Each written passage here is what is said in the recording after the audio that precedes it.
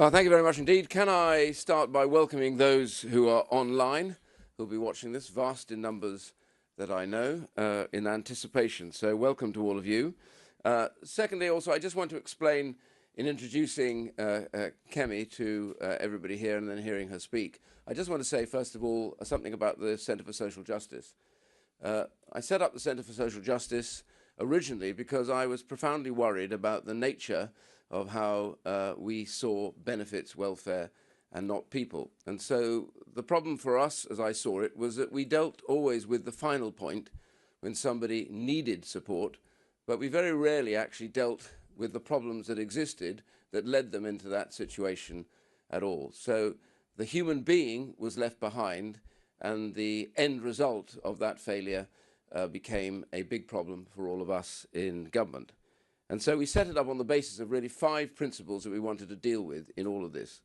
One was to deal with failed education, people that have had a real problem, never got a proper education, and therefore are below the jobs market. Family dysfunction and difficulty, which is often rife in many communities, and that will ensure that the next generation may well end up repeating those same problems. So dealing with that, getting to the root cause. The other was really also worklessness and dependency as a result, which again we'll be hearing more about today. And the final ones that often get forgotten were debt and then addictions. So those are the 5, what we call the 5 pathways to poverty, and how you measure what you do lies in changing lives. And that is what the Centre for Social Justice is about. And I'm pleased today that Kemi is here to speak. I have to say that we have had politicians on all sides of the fence, that we've had Labour ministers here to speak and others, because what we deal with here is trying to solve the problems that ruin lives often before they have a chance to get going. Kemi, you're really, really welcome here. I'm really pleased that you've chosen to come to the Centre for Social Justice to talk about changing lives and saving lives, which is really what this is all about. And you will have a very good audience here, a lot of support, particularly amongst the media. Yeah. So I simply want to get you to this and say, welcome and over to you. Thank you very much. And I want to say that.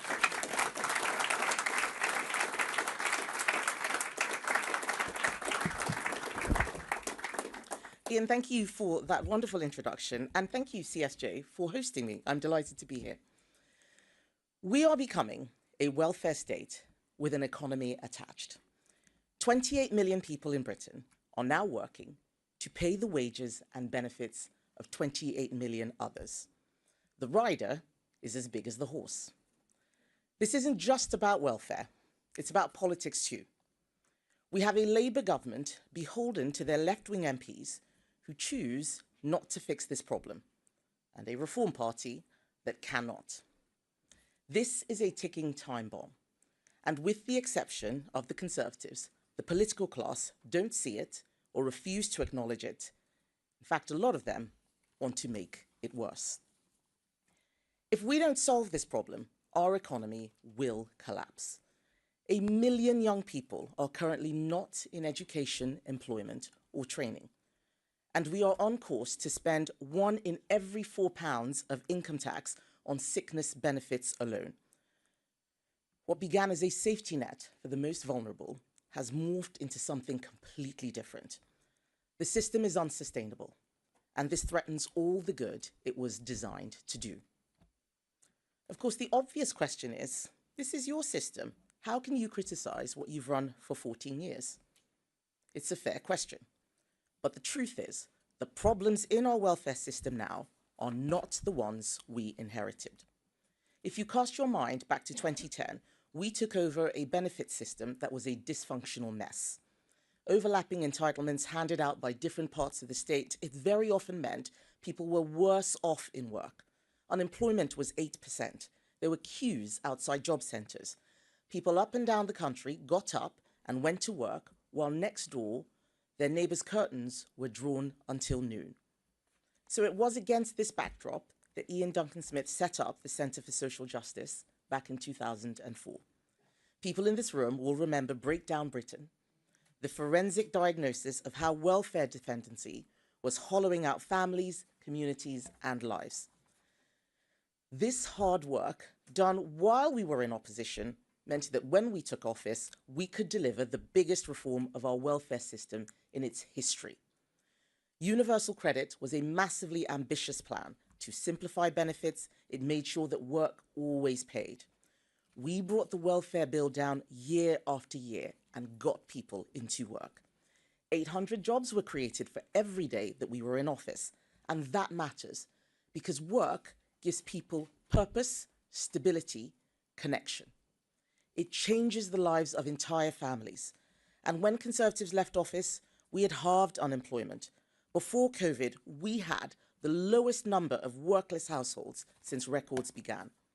And this is important because a child that grows up in a workless household is likely to underachieve at school. Worklessness and dependency are passed down through families. The problem is that as we came out of the pandemic, we started to see a new phenomenon. We now live in a country where 1 in 4 people self-report as disabled. People are receiving disability benefits for having tennis elbow. I know some may disagree with me, but I do not believe that 1 in 4 of us can be considered disabled without the term losing all meaning. And in this new age of diagnoses and self-certification, our sickness benefit system cannot cope. And we are now spending more on sickness benefits than we do on defence. Conservatives brought in the household benefit cap to stop worklessness paying more than wages. But new research from the CSJ has found that under Labour, people receiving sickness benefits could now get £2,500 more a year than a minimum wage worker. This is not just fundamentally unfair, it is a fiscal disaster waiting to happen. It should have been clear to anyone seeing this that it isn't sustainable. But the reason Labour have failed so badly on this over the last month is that they didn't see these problems in opposition. They thought that if Labour ran the country, all of Britain's problems would go away because they think of themselves as nice people. But sanctimony is not a substitute for policy. So when they came into office, they didn't have their version of Breakdown Britain. They had no plan and were completely unprepared for government. They didn't have a Universal Credit 2.0. They didn't tell their backbenchers that they needed to cut welfare. Labour now don't know what they believe. That will be the epitaph of this government. It was only when Rachel Reeves came shaking her bucket outside the DWP, asking for some quick savings to plug the holes in her figures, that in a rush, they tried to tinker with a system that needs wholesale reform. And even if their original bill had passed unamended, it wouldn't have fundamentally fixed anything, because it was a sticking plaster solution. Now, they can't fix it in this parliament, so for the next 4 years, we are stuck. We are stuck with 3,000 people a day signing on to out-of-work benefits. We're stuck with people getting taxpayer-funded cars for having constipation. The bill will go up to £100 billion on their watch, and that's just sickness benefits.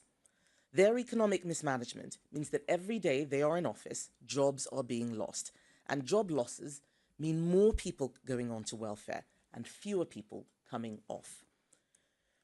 No doubt, emboldened by their success in forcing Starmer to U-turn last week, Labour's backbench MPs will now be eyeing up even more concessions. We know that there are more tax rises coming in the autumn. That's now been all but confirmed by the Chancellor. But what Labour haven't told you is that this doom loop that they have set up will mean taxes will have to keep going up. Wealth creators are fleeing the country. People have stopped hiring because of Labour's jobs tax. Fewer and fewer people will have to support more and more. That is the tax spiral. None of the other parties seem to acknowledge this. Last week, we saw left-wing Labour MPs, Lib Dems, SNP, Independents, Greens, and revealingly, Reform MPs all vote for higher welfare spending and an even more generous benefit system. Reform like to pose as a right-wing party, but they don't seem to understand that asking the taxpayer to fork out £100 billion a year on health and disability benefits isn't just completely unaffordable and unjustifiable, it's immoral. And the Prime Minister has already signalled that he's open to removing the two-child benefit cap. In fact, right at this moment, there are probably Labour MPs behind closed doors drawing up plans to force his hand. And they will find allies in reform. Nigel Farage is committed to remove the cap, and he is warning that he is not finished yet on benefits giveaways. Make no mistake, he is Jeremy Corbyn with a pint and a cigarette. On welfare, he shows his true colours, promising these unaffordable giveaways with no plan to fix the system. I want to be clear why the Conservative government brought in the two-child benefit cap. We brought it in because we believe the people on benefits should have to make the same decisions on having children as everyone else. But Labour and Reform MPs don't even understand what the cap does, and they don't care that lifting it would create another £3 billion black hole in our finances. It's not that we don't want people to have big families. We do. But the way to achieve that is to make sure people can afford to have families because they are in good jobs, not by increasing the tax burden on working people. So next week, we're going to put this to a vote in the House of Commons. And you'll see that the Conservatives are now the only party committed to serious welfare reform. We are the only party that is prepared to tell the truth and take the tough decisions to get spending under control. That's the way to bring about real change. Getting the welfare bill down is not an impossible task, but it requires conviction and the courage to make difficult choices. We have to start from our principles. First, who needs and deserves our support? There will always be some people who need help from the state, people who have a really challenging disability, people who have worked and paid into the system for years, but who lose their jobs suddenly through no fault of their own. But we can't afford to be spending £1 billion a month on benefits for foreign nationals. It is not unreasonable to expect someone to have paid in and become a British citizen before they unlock access to sickness benefits. That was a plan we put forward yesterday, a plan that Labour voted down. We also clearly cannot afford to support 1 in 4 people who now classify themselves as disabled. We are going to have to draw a line in the sand about which conditions the state gives out support for. Food intolerances are a medical fact, but they're not something we should be handing out new cars for. This is not a joke, this actually happens. And anxiety and mild depression are real conditions, but that doesn't mean that those suffering should be signed off work courtesy of the taxpayer. The Centre for Social Justice have done some brilliant modelling, showing that if you restricted benefits to those with more severe mental health conditions, you could save up to £9 billion. Think how much good even a fraction of that could do when reinvested into mental health treatment and research, instead of funding people to sit at home. Second, how do you accurately identify those people who you've decided qualify for support? Clearly, our current system of assessment isn't working. Approval rates have soared, and we now have online sickfluencers. I never heard this phrase before, sickfluencers. They are selling people scripts to maximize their scores on assessment. We need to build in proper medical evidence to the system and go back to face-to-face assessments which never recovered after COVID.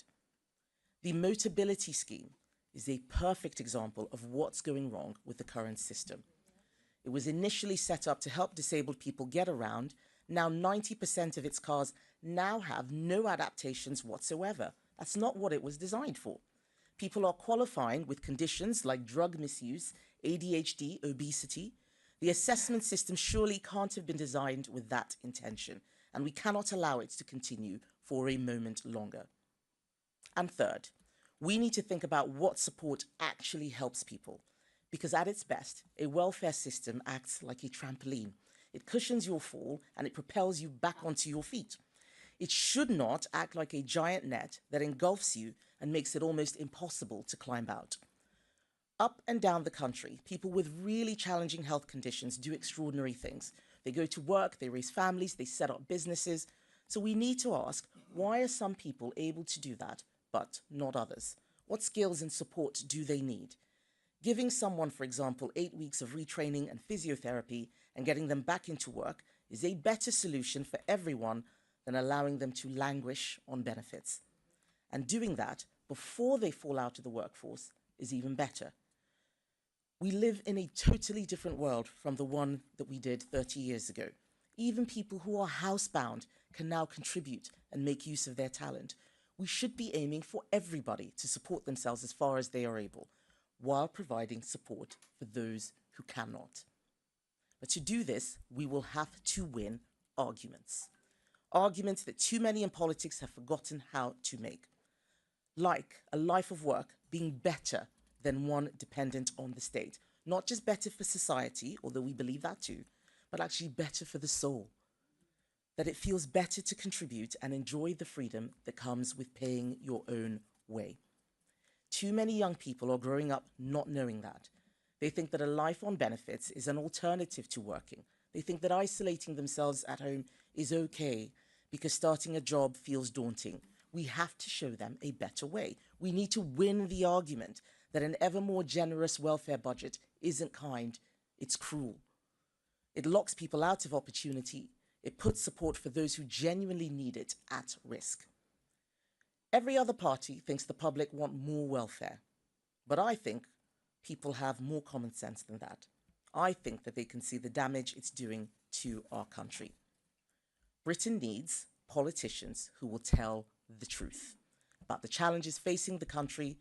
That's the only way to get the real change we need. We need to win the argument that personal responsibility matters, that if you can support yourself, you should, that if you want a better phone or a new car or a bigger house, you need to earn that. You should not expect someone else working hard to pay for yours as well as theirs.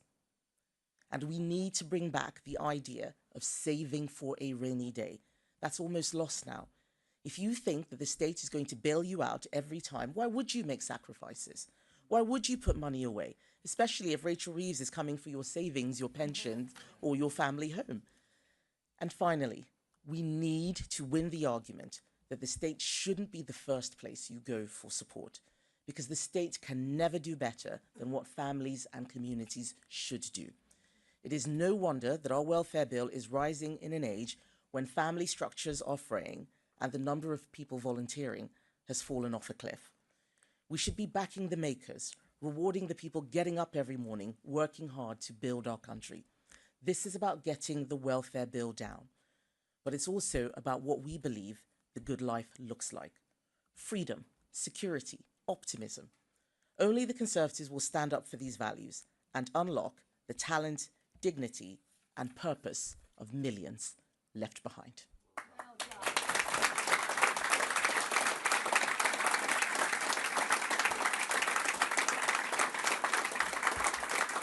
Thank you.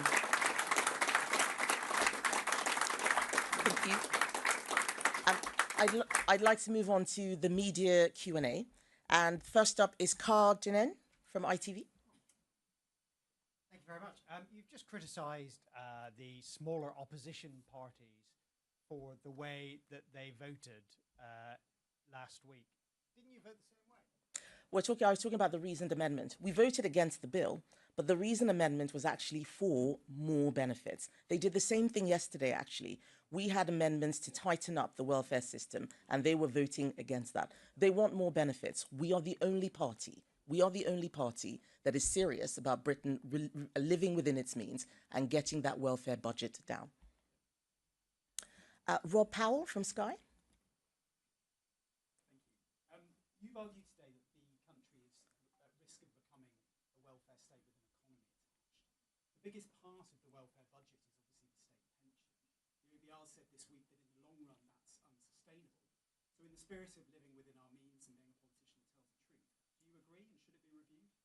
We need to look at where the money is going. The immediate problem we can fix right now is around working age benefits. Those pensions are not working age benefits. If we get more people into work, that will help solve the general problem of growth. There are too many people who are out of work. We are bringing in more people from abroad, which is straining the system. That's where we need to start. And that's why we're focused on looking at what we can do to bring down health and disability benefits, which currently are more than what we spend on defence. The triple lock is Conservative policy. We brought in that policy. Right now, we think that the area to focus on is health and disability benefits. There are too many people out of work. We have 28 million people working to support another 28 million who are out of work or in the public sector. Those numbers have to change. Getting people into work is what Conservatives are about. It is what we did before. We reduced the number of workless households to record lows, and that started climbing up again after COVID. Now we are seeing 3,000 people a day claiming out of work sickness benefits. That's just under Labour. That's 1,000 more than it was a year ago. This is crazy. That's the first place to start fixing things. Evan Murray, BBC. Hi there. You've lost your second former cabinet minister in less than a week. What does that tell us about the direction of the Conservative Party under your leadership? What it tells people is what I'm saying in this speech, that the Conservative Party is the only party that wants to live within its means. And if there are people who want more welfare and higher taxes and more spend, they are very welcome to go to those parties that are offering that. But we are the Conservative Party. And if there are people who are not Conservatives, people who have probably been holding us back for a long time, then they should go to other parties that fit in with their values. We are a party of living within our means.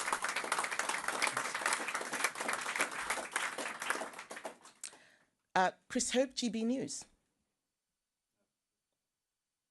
Chris Hope, GB News.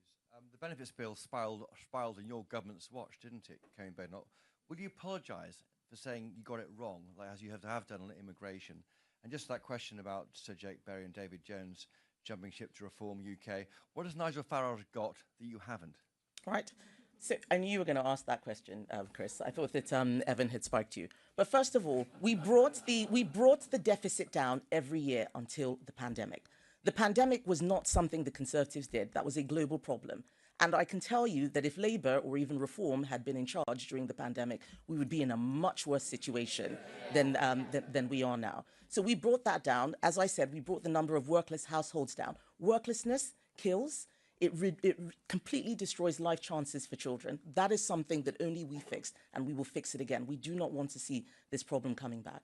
And on the point about David Jones, who actually, I remember you reporting that he joined in January. What's interesting, that he defected in January, what's interesting is that they're having to restate the story again. What Nigel Farage has got that I haven't got is telling people whatever it is they want to hear. If people want the truth, they should come to the Conservatives. That's what I'm for. Chris Smith of The Times.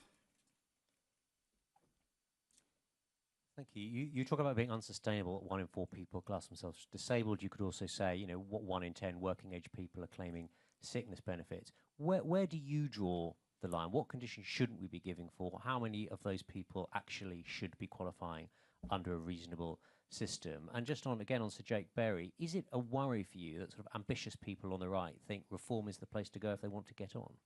So on the benefits, we need to look at what the system was designed for and what we can afford. That's where we need to start from. Otherwise, we're going to bankrupt ourselves.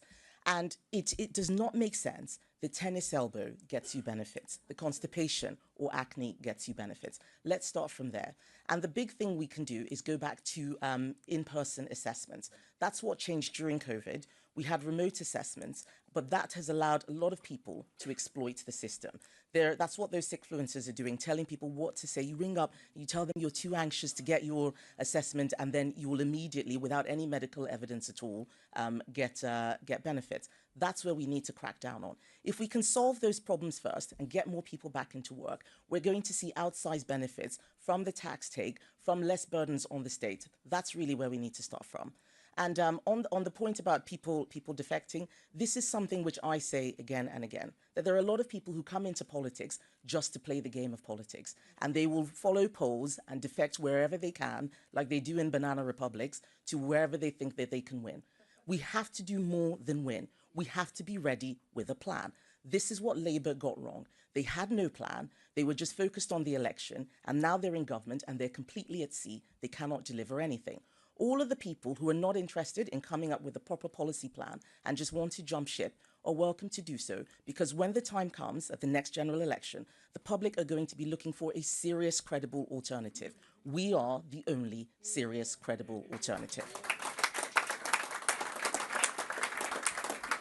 And finally, I have Dan Martin from The Telegraph. Hi. Last week, Boris Johnson said that the way to deal with the threat from reform was to ignore them. You've been attacking Nigel Farage now, and you have been for a while, and it's not helping your polling. Do you think you should listen to him? Well, if you ask me a question about Nigel Farage, I will answer it. I'm not Keir Starmer, I answer questions. But I think if you want to take the advice, I think it's the media that needs to take Boris Johnson's advice. It's the media that spends most of its time talking about Nigel Farage. There is a lot of work that we're doing in Parliament. We have got Keir Starmer to U-turn on grooming gangs, on the winter fuel payment. We ran a very vigorous campaign. We are doing the work that the people elected us to do, making sure that they do not destroy this country. I'm the only person who is talking about how we bring the cost down. We are spending well above our means, and we've got to bring that back within our means. Thank you. I think that was the last question that I had, but I'm happy to talk afterwards. But thank you very much, Andy.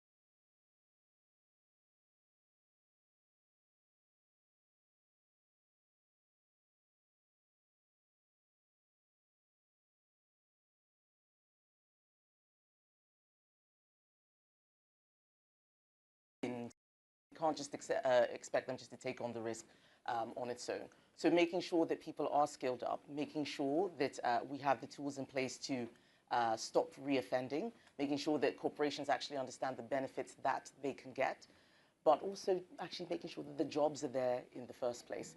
If the corporations aren't hiring the people who aren't ex-offenders, it's going to be even harder to deal with the, to get the ex-offenders into work. So it's all connected, it's all systemic. Let's start with actually making sure that the jobs are there. Let's not immediately rush to bring people from outside the country to fill jobs that perhaps rehabilitated offenders can fill as well. Very good. Questions over here. I think we've got some right at the back corner there, sneaking. We'll take two at once now. I wasn't meaning you, but you go for it, and then we'll go after you. Hi, I'm Felix from the charity Children Heard and Seen. You mentioned in your speech about Labour choosing not to fix problems. 12 months ago, Labour government made a welcome and groundbreaking commitment to, in their manifesto, to identify and support children who have a parent in prison, and that's what Children Heard and Seen does. Currently, there's no statutory support for these children, despite the well-documented welfare harms that a parent going to prison can have. And that contributes, obviously, to what you mentioned about 1 million young people not being in education or employment. The work we do has shown the life-changing impact that simple, targeted emotional support can have on education and employment outcomes for young people. Are you and the Conservative Party able to hold the government to account on their commitment to ensure that children with a parent in prison get the support they need to break this cycle of intergenerational harm? Thank you. So I haven't seen your report, but it sounds like a very good. It sounds like a very good way to help stem some of these issues. If a government or if a party makes promises before an election, they do need to keep to them.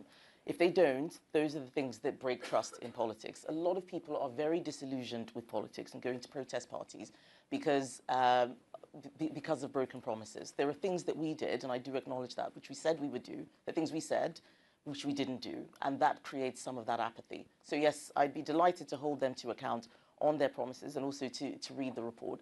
I do think that the family you're born into is probably the biggest determinant of where you're going to end up in life. So we want more strong, stable families. Those interested on those subjects, we are launching a paper on Monday that looks at the pupil premium, which makes no account of that kind of issue as well. Back corner, yeah. Hi, I'm Evan John. I'm from the national disability charity Sense. So you've painted a picture of a welfare system that is really easy to access, but I think many disabled people would find this is utterly divorced from the reality they face on a day-to-day basis. Our research has shown that 50% of disabled people with complex needs who go through benefits assessment find it humiliating. So what are you going to do to make sure that disabled people don't feel like criminals while trying to access the support that helps them to lead independent lives and often enables them to work? Well, I think those two problems are intertwined. If you have many people who shouldn't be claiming benefits using the system, that means that there are fewer resources for those who actually need to use the system. So let's start there. If you have a support worker who has to deal with a much bigger caseload, it's going to be harder for them to support those people who can't help themselves. That's where I would start in terms of dealing with that problem. We know that the system is not easy for those with the most challenging disabilities. But right now, we are seeing a huge increase in the number of people claiming benefits for low-level conditions. That cannot be helping. We've got to sort that out as well. Do you think, as part of that, you would think about splitting the difference between mental health conditions and physical ill health conditions as part of the welfare? I think so. We understandably had a lot of pressure to look at mental health as in the same way as we look at physical health. But what we're seeing is that nothing's improved. Things have not improved. In fact, they're getting worse, and there's more pressure on the system. And I don't think there was anything wrong in testing out that hypothesis. But we have to be able to say, we've tried this, it's not working, let's do something different. One of the problems in politics is this belief that because something is in place, it must never be touched, and all we can do is add more and more. We need to start talking about reform of the system.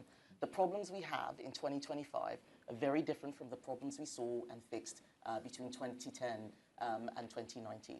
So what we're going to do with our time in opposition is actually have this policy renewal program where we're looking at everything fresh. We're not trying to recreate the past or go back to what used to be. We need to start focusing on the future.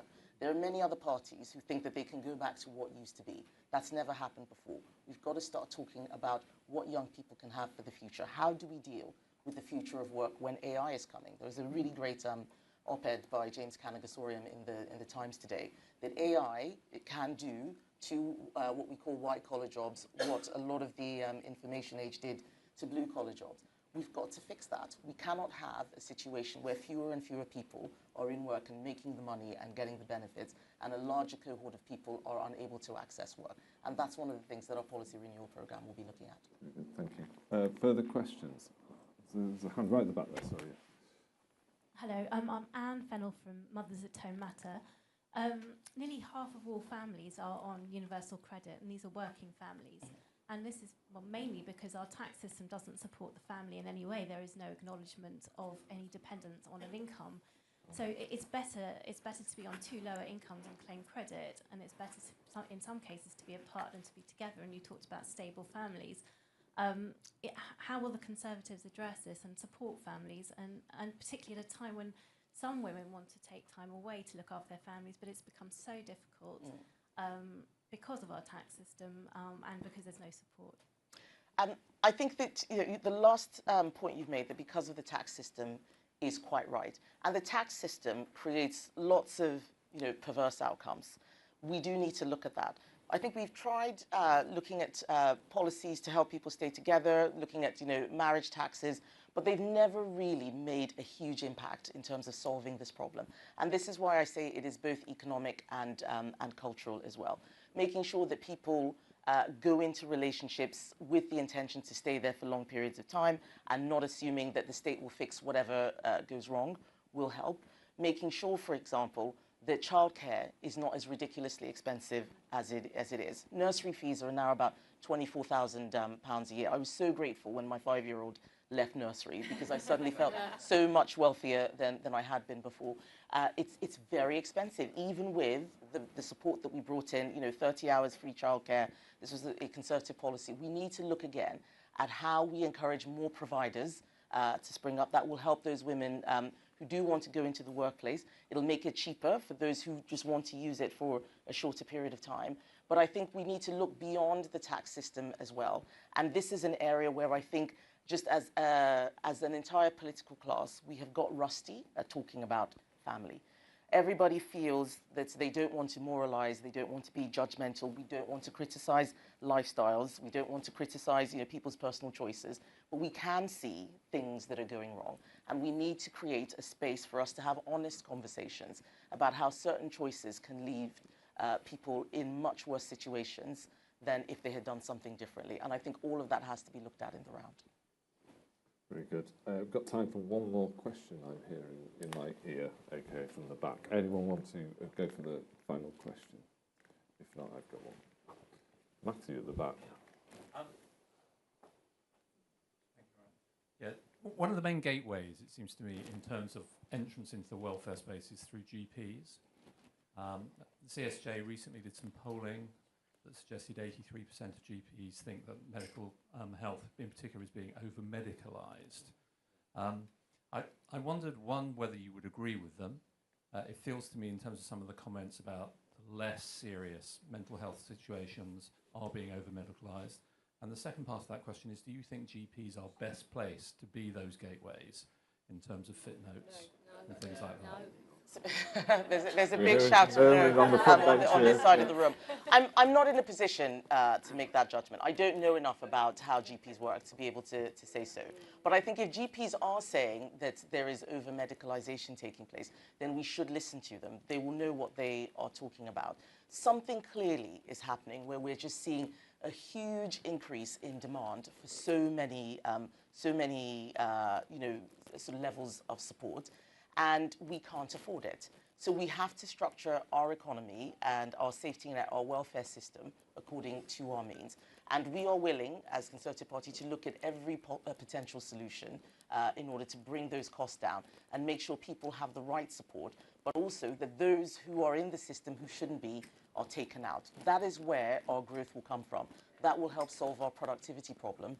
We have a productivity problem in the UK compared to many other countries. We need to look at getting lots of people who are off work back into work, and many things after that will fix themselves. Well, thank you, Kenny. On behalf of everyone that's round the applause, thank you so much for doing that.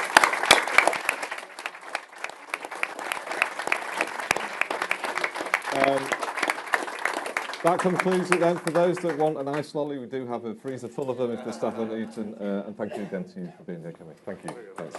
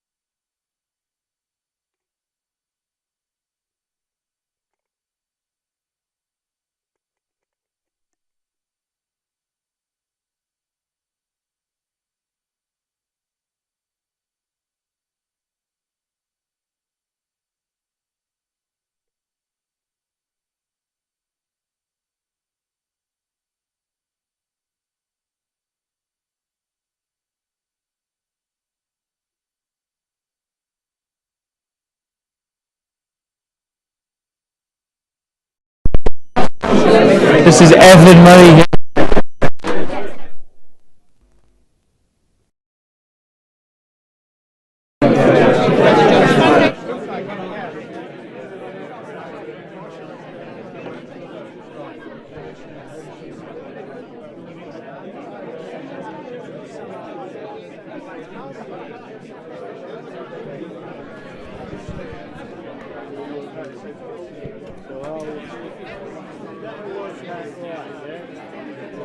Yeah, yeah.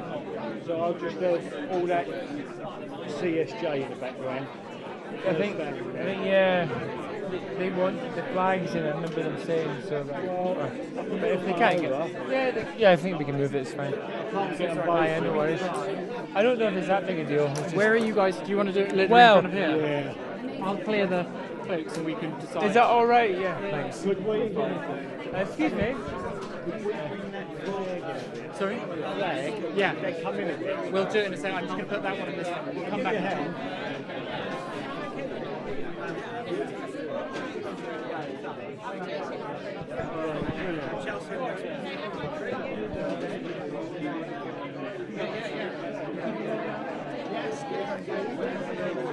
This is quite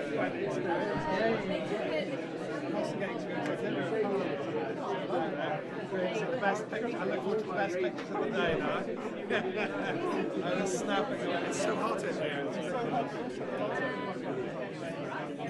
Oh no, so you were dashing from somewhere. Oh, nightmare. Oh well. It's all in the cab now.